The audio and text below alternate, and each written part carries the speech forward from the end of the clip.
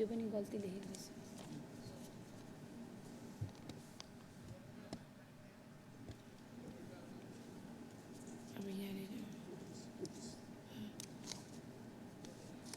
माननीय सदस्यहरू, अब माननीय परराष्ट्र मन्त्री श्री नारायण प्रकाश साउदलाई परराष्ट्र मन्त्रालय सम्बन्धी विनियोजन शीर्षकहरूमाथिको छलफलमा उठेका प्रश्नहरूको जवाफ दिन अनुमति दिन्छु।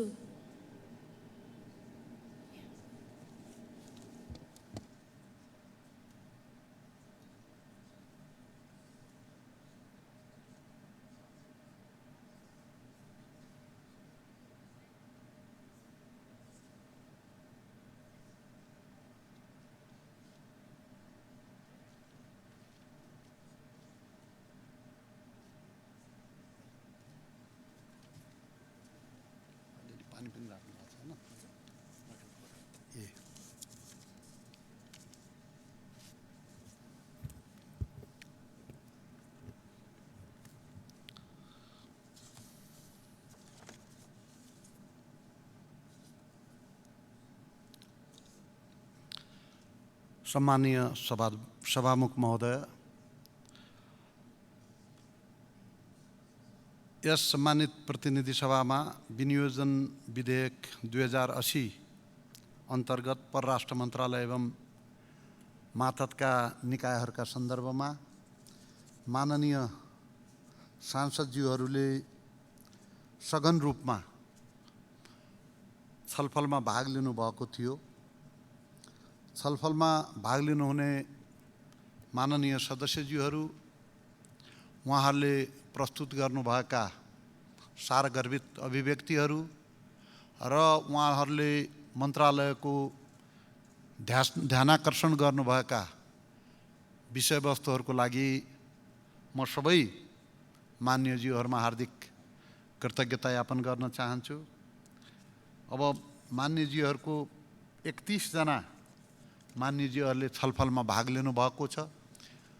म ती सबै मान्यज्यूहरूलाई हार्दिक धन्यवाद दिँदै सबैको नाउँ मैले पढ्दाखेरि अलि लामो होला र कहीँ मान्यज्यूहरूलाई पनि बोजिलो होला भनेर म नाम पढ्नतिर म जान्न। मैले चाहिँ तपाईँहरूले उठाउनु भएका गहन मुद्दाहरूका बारेमा चाहिँ आफ्नो धारणा राख्न चाहन्छु।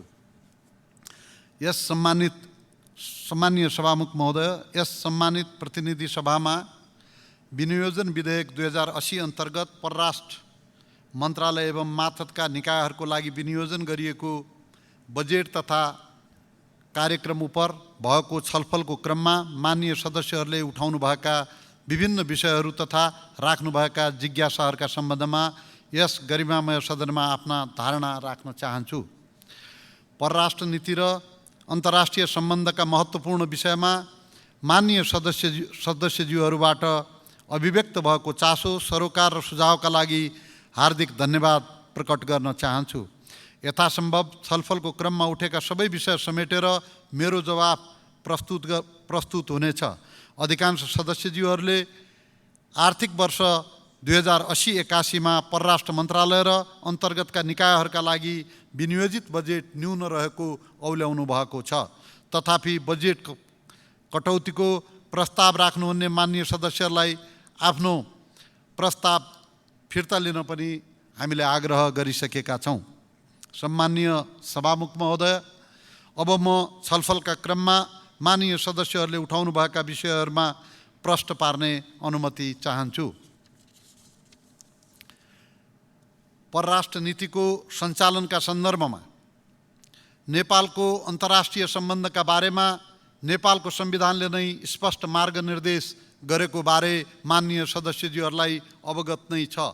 नेपालको स्वतन्त्रता, सार्वभौमिक सत्ता, भौगोलिक अखण्डता, स्वाधीनता, राष्ट्रिय हितको रक्षा गर्दै सार्वभौमिक समानताका आधारमा अन्तर्राष्ट्रिय सम्बन्ध कायम गरी विश्व समुदायमा राष्ट्रिय सम्मानको अभिवृद्धि गर्नेतर्फ नेपालको अन्तर्राष्ट्रिय सम्बन्ध निर्देशित रहेको छ। संयुक्त राष्ट्रसङ्घको बडापत्र, असंलग्नता, पञ्चशीलका सिद्धान्त, अन्तर्राष्ट्रिय कानुन र विश्व शान्तिको मान्यताका आधारमा राष्ट्रको सर्वोपरि हितलाई ध्यानमा राखी स्वतन्त्र परराष्ट्र नीति सञ्चालन गर्न संविधानले नीतिगत मार्गनिर्देशन गरेको छ। संविधानको मार्गनिर्देशन र नीतिगत व्यवस्थालाई पूर्ण रूपमा आत्मसात गर्दै पारस्परिक लाभमा आधारित स्वतन्त्र र सन्तुलित परराष्ट्र सम्बन्ध अवलम्बन गर्ने नीति नेपाल सरकारको रहेको छ। सङ्घीय संसद विशेष गरी अन्तर्राष्ट्रिय सम्बन्ध तथा पर्यटन समितिबाट समय समयमा सरकारलाई प्राप्त हुने सुझाव तथा मार्गनिर्देशन, नेपाल सरकारको आवधिक योजना, वार्षिक नीति तथा कार्यक्रम, राष्ट्रिय अन्तर्राष्ट्रिय मूल्य मान्यता, अन्तर्राष्ट्रिय कानुन र सन्धिबाट सिर्जित अधिकार र दायित्व एवं वर्तमान संयुक्त सरकारको प्राथमिकता र साझा न्यूनतम कार्यक्रममा अन्तर्निहित भावनालाई पनि परराष्ट्र सम्बन्ध सञ्चालनमा सरकारले आत्मसात गरेको छ। आर्थिक कूटनीतिको सञ्चालनद्वारा मुलुकको सामाजिक आर्थिक विकासमा योगदान पुर्याउने, आर्थिक रूपान्तरण र जनताको समृद्धिका लागि पारस्परिक हित र लाभका आधारमा छिमेकी लगायत विश्वका सबै मित्र राष्ट्रहरूसँगको मैत्रीपूर्ण सम्बन्धलाई थप सुदृढ बनाउने, आपसी सहयोगका क्षेत्रहरू विस्तार गरी सहकार्यलाई बढावा दिने, भूपरिवेष्टित देशको अधिकार सुनिश्चित गर्ने दिशामा वर्तमान सरकारको कूटनैतिक प्रयास उन्मुख छ। सम्माननीय प्रधानमन्त्रीको भारत भ्रमणका सन्दर्भमा हालै सम्पन्न सम्माननीय प्रधानमन्त्रीज्यूको भारत भ्रमण आगामी दिनमा द्विपक्षीय सम्बन्धलाई अझ बलियो बनाउने दिशामा केन्द्रित रह्यो। यस विषयमा सम्माननीय प्रधानमन्त्रीज्यूले सम्मानित सदनलाई विस्तृत रूपमा जानकारी गराइसक्नु भएको छ। भ्रमणका अवसरमा विशेष गरी आर्थिक मामिलामा राष्ट्रको दीर्घकालीन हितमा सम्झौताहरू भएका छन् भने राजनैतिक मामिलामा आपसी विश्वास बढाउँदै छलफल र वार्ताद्वारा निकास खोज्ने दिशामा कुराकानी भएको छ। दुई देशका प्रधानमन्त्री बीच भएको खुलस्त कुराकानीबाट विश्वासको वातावरण सिर्जना भएको छ भने थातिरहेका विषयलाई सम्बोधन गर्न सकिने विश्वासको आधार तयार भएको छ। विद्युत व्यापारका सम्बन्धमा सम्माननीय प्रधानमन्त्रीज्यूको भारत भ्रमणका अवसरमा दीर्घकालीन ऊर्जा व्यापार सम्झौतामा प्रारम्भिक हस्ताक्षर भएको छ र भारतीय भूमि हुँदै बांग्लादेशसम्म नेपालबाट जलविद्युत निर्यातको सुरुवात गर्ने सैद्धान्तिक सहमति भई त्रिपक्षीय सम्झौताका लागि प्रक्रिया अघि बढाउने सहमति भएको छ। विदेशी लगानीकर्तासँग स्वदेशी लगानीकर्ताले संयुक्त उपक्रम कम्पनी खडा गरेर विद्युत उत्पादनका लागि आवश्यक अनुमति पत्र लिएर आयोजना, अध्ययन तथा निर्माण गर्न पाउने विद्यमान कानुनी व्यवस्था अन्तर्गत भारतको एनएचपिसी र नेपालको विद्युत उत्पादन कम्पनी लिमिटेड VUCL का बीच 480 मेगावाटको फुकोट कर्णाली जलविद्युत परियोजना विकास सम्बन्धी सम्झौता भएको छ। 669 मेगावाटको तल्लो अरुण जलविद्युत परियोजना कम्पिटिटिभ बिडिङ प्रक्रियाबाट भारतको सतलज जलविद्युत निगम र लगानी बोर्ड बीच सम्झौता भई अघि बढेको परियोजना हो। प्रधानमन्त्रीज्यूको भ्रमणका अवसरमा यो परियोजनाको पावर डेभलपमेन्ट एग्रिमेन्ट PDA सम्पन्न भएको छ।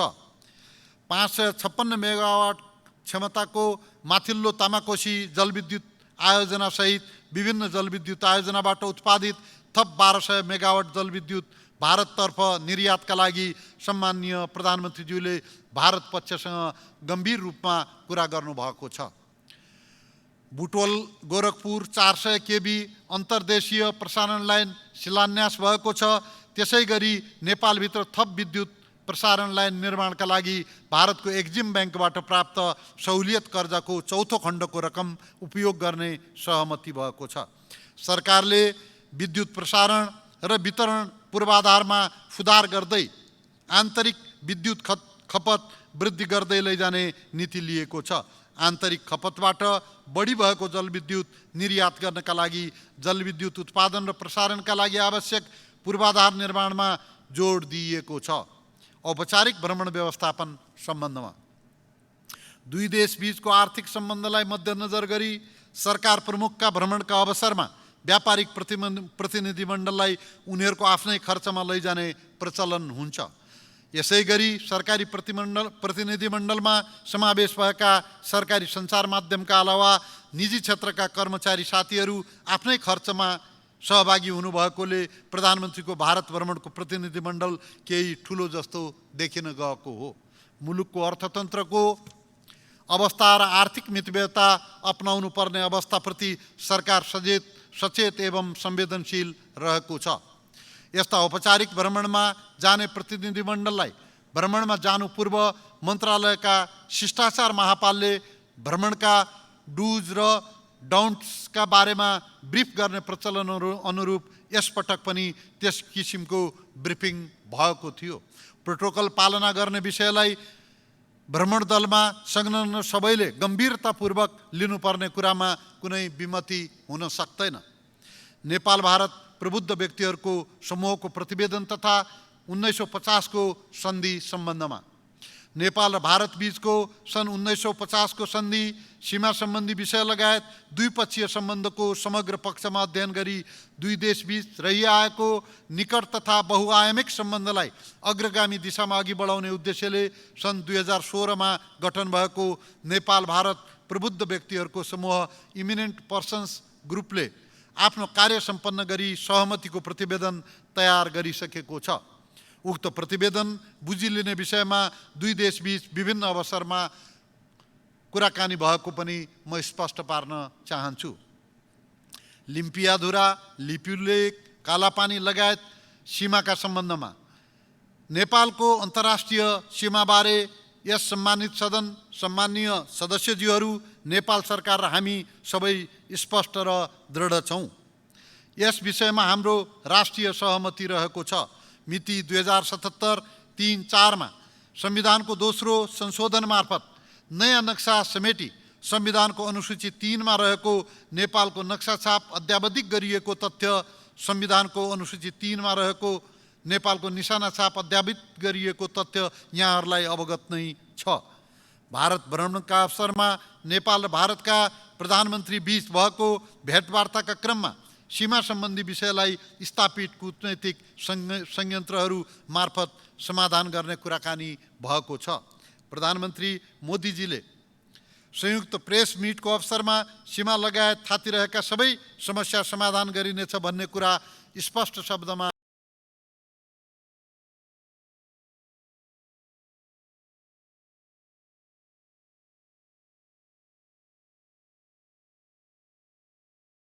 सीमा सम्बन्धमा आएको यो सकारात्मक अभिव्यक्ति हो।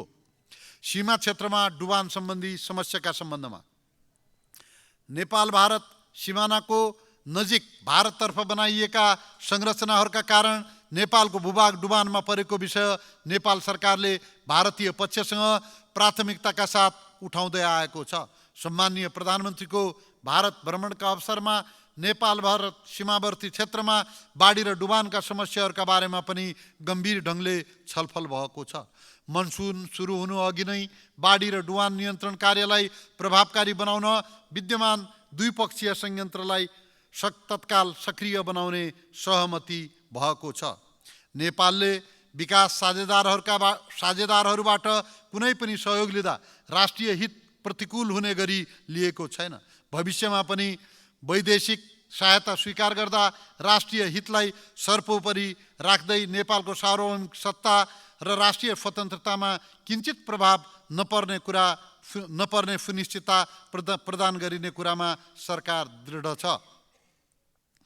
भारतीय संसदमा राखिएको भित्तेचित्र र राष्ट्रिय विभूति सम्बन्धी विवादका सन्दर्भमा नवनिर्मित भारतीय संसद भवनमा राखिएको म्युरलका सम्बन्धमा नेपाल सरकारको निश्चय नै ध्यानाकर्षण भएको छ। सो म्युरलको क्याप्सनमा सम्राट अशोकको समयमा उनको साम्राज्यको फैलावट जनाइएको भनी लेखिएको र सो राजनैतिक विषय नरहेको भनी भारतीय सरकारका तर्फबाट आधिकारिक धारणा समेत त्यहाँका विदेश मन्त्रीबाट आइसकेको बेहोरा सम्मानित सदनलाई अवगत नै छ। यस विषयमा भारतीय पक्षसँग कुरा गरी प्रतिवेदन पठाउन नयाँ दिल्ली स्थित नेपाली राजदूतलाई निर्देशन दिइसकिएको छ। नेपालको सार्वभौम सत्ता, राष्ट्रिय अखण्डता, स्वतन्त्रता र हाम्रो अन्तर्राष्ट्रिय सीमामा कुनै आँच आउन नदिन र नेपालको 1 इन्च जमिन पनि अतिक्रमण हुन नदिन हामी पूर्ण प्रतिबद्ध छौँ। भारतीय चलचित्र आदिपुरुषमा देवी सीताका बारेमा प्रयोग भएको संवादका सम्बन्धमा नेपालको सेन्सर बोर्ड पनि सचेत रहेको छ। यस्तो ऐतिहासिक र गम्भीर विषयमा बनेको चलचित्रमा फ्याक्चुअल इरर देखिनु कदापि उचित होइन। देवी सीता नेपालकी छोरी भएको तथ्य सर्वमान्य छ र यो विषयमा भारतमा समेत निर्विवाद छ। विदेशी सेनामा नेपालीहरूको भर्ती सन्दर्भमा माननीय सांसदज्यूहरूले उठाउनुभएका एवं केही सामाजिक सञ्जाल र अनलाइनहरूमा आएका नेपाली नागरिकहरू विदेशी सेनामा भर्ती भएका भन्ने समाचारहरूका सम्बन्धमा मन्त्रालयको ध्यानाकर्षण भएको छ। विदेशी सेनामा नेपालीहरूको भर्ती सम्बन्धमा नेपालले केही मित्र राष्ट्रहरूसँग विगतमा गरेका समझदारी अनुरूप परम्परागत रूपमा त्यहाँको राष्ट्रिय सेनामा नेपाली नागरिकहरू भर्ना हुँदै आएकोमा बाहेक विदेशी सेनामा नेपाली नागरिक भर्ना हुन अनुमति दिने सम्बन्धी नेपाल सरकारको कुनै नीति नरहेको जानकारी गराउँदछु। यस सम्बन्धमा माननीय सांसदज्यूहरूबाट व्यक्त चासो र धारणाहरूलाई परराष्ट्र मन्त्रालयले महत्त्वपूर्ण मार्गनिर्देशनका रूपमा लिएको छ र परराष्ट्र मन्त्रालयको धारणा र दृष्टिकोण पनि माननीय सांसदज्यूहरूले व्यक्त गरेका धारणाभन्दा कहीँ कतै फरक नभएको कुरा म स्पष्ट गर्न चाहन्छु। सार्क शिखर सम्मेलनका सम्बन्धमा क्षेत्रीय सहयोगको माध्यमबाट विकास र समृद्धि हासिल गर्न सक्रिय भूमिका निर्वाह गर्ने नेपाल सरकारको नीति रहेको अवगत नै छ। सार्कको संस्थापक सदस्य भएको सार्क सचिवालयको मुख्यालय पनि नेपालमा रहेको तथा सार्कको वर्तमान अध्यक्ष राष्ट्रको हैसियतले सार्कको आगामी शिखर सम्मेलन यथाशीघ्र हुनुपर्छ भन्ने कुरामा नेपाल प्रतिबद्ध छ र यसका लागि नेपालले अन्य राष्ट्रहरूसँग सहमति जुटाउन आवश्यक समन्वय पनि गरिरहेको छ।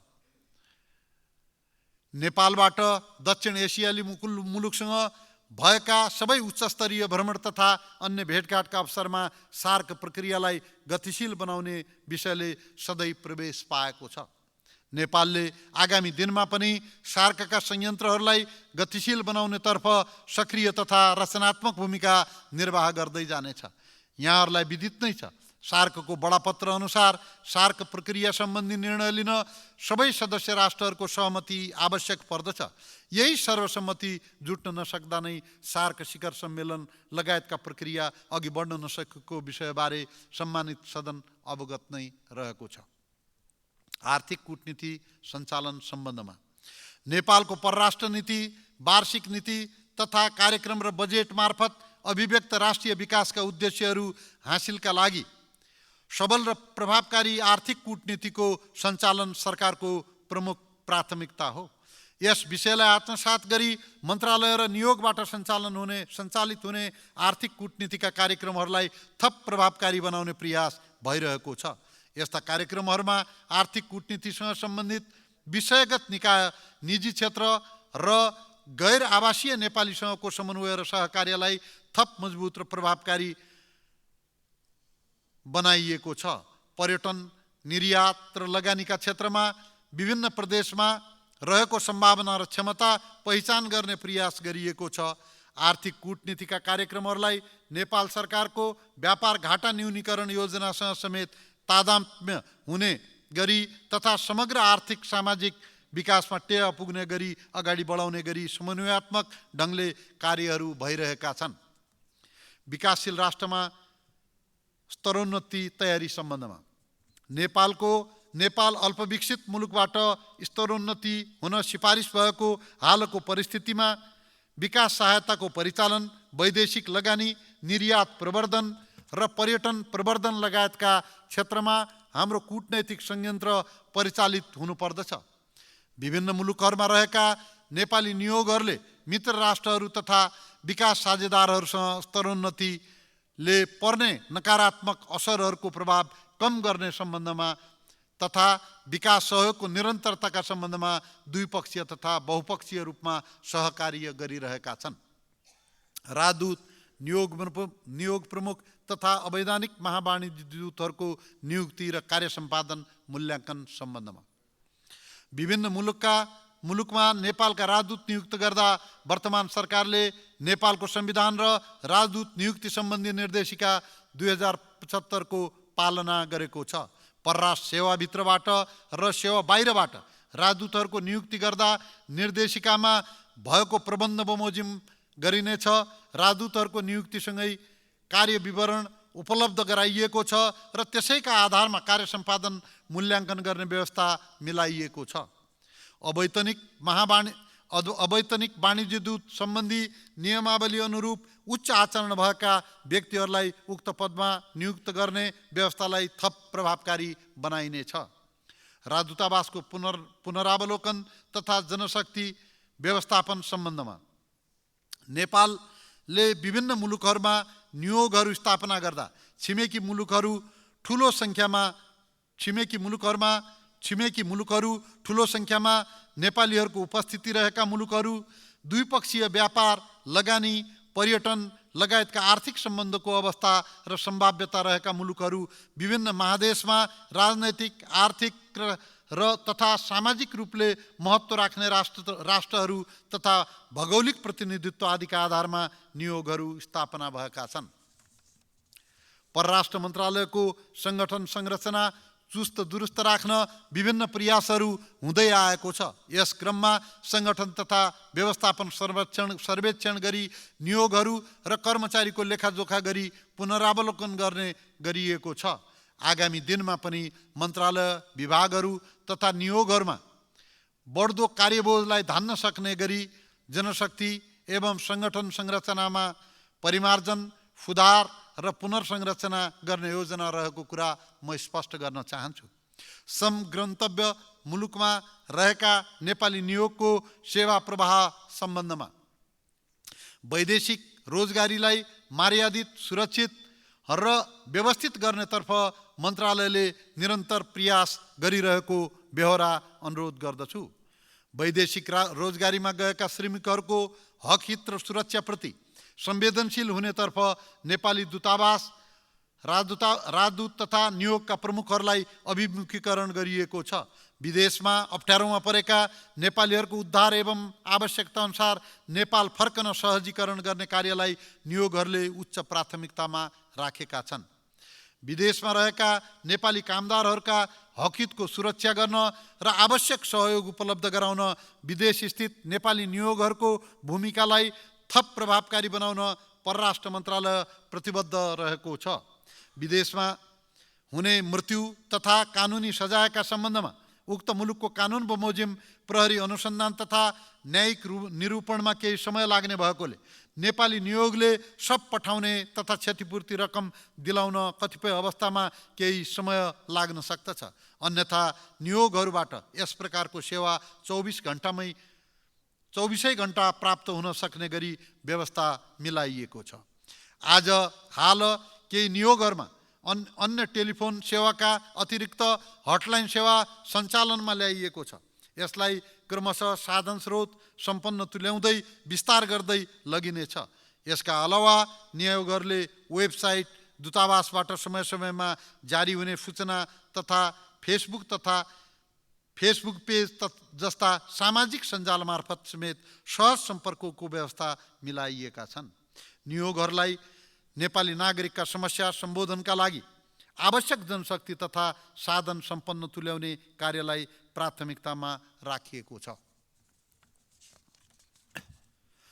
राजदूतावासको आफ्नै भवनको व्यवस्था गर्ने सम्बन्धमा माननीय सदस्यज्यूहरूबाट नियोगको लागि घर निर्माण तथा जग्गा खरिद गर्नुपर्ने सम्बन्धमा महत्त्वपूर्ण सुझावहरू प्राप्त भएका छन्।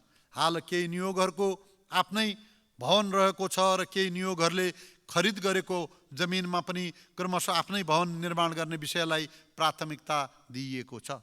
नेपाली नियोगहरूका लागि भवन खरिद गर्ने विषयलाई पनि परराष्ट्र मन्त्रालयले प्राथमिकतामा राखेको छ र भविष्यमा यस कार्यलाई थप गति दिइनेछ।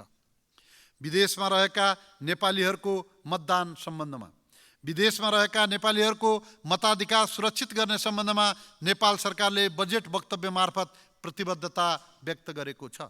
यसका लागि निर्वाचन आयोग लगायत अन्य सरोकारवाला निकायसँग सहकार्य गर्न परराष्ट्र मन्त्रालय तत्पर रहेको बेहोरा अनुरोध गर्दछु। गैर आवासीय नेपालीहरूको ज्ञान र सिपबाट मुलुकले फाइदा लिने सम्बन्धमा गैर आवासी आवासीय नेपालीहरूको लगानी, पुँजी, पहुँच, सञ्जाल र प्रविधिबाट मुलुकले लाभ लिने वातावरण बनाउन मन्त्रालय प्रयत्नशील रहेको छ। गैर आवासीय नेपाली सम्बन्धी ऐन र नियमावलीमा भएको व्यवस्था तथा गैर आवासीय नेपालीको लगानीलाई लक्षित गरी नेपाल सरकारले प्रदान गरेका विभिन्न किसिमका सुविधा, छुट तथा सहुलियत उपयोगका लागि मन्त्रालयले सहजीकरण गर्दै आएको छ। परराष्ट्र मामिला अध्ययन प्रतिष्ठान सम्बन्धमा परराष्ट्र मामिला र कूटनीतिका विविध पक्षहरूमा अध्ययन, अनुसन्धान र प्रकाशन गर्ने तथा कूटनैतिक कर्मचारीहरूको लागि तालिम प्राप्त गर्ने संस्थाका रूपमा परराष्ट्र मामिला अध्ययन प्रतिष्ठानलाई सुदृढ तुल्याउने तथा यसलाई साधन स्रोत सम्पन्न गर्दै जाने मन्त्रालयको नीति रहेको छ। मित्र राष्ट्रका यस्तै प्रकारका संस्थाहरूको सहकार्यलाई पनि औपचारिक रूपमा अगाडि बढाइएको छ। राहदानी सेवा सम्बन्धमा राहदानी विभागले राहदानी सेवालाई थप छिटो छरितो र सेवाग्राही मैत्री तुल्याइरहेको छ।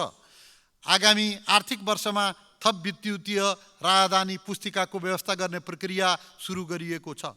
राजदूतावास नभएका मुलुकहरूमा विद्युतीय राहदानी आवेदन सङ्कलन र वितरणका लागि घुम्ती सेवा सञ्चालन गर्ने व्यवस्था मिलाइनेछ।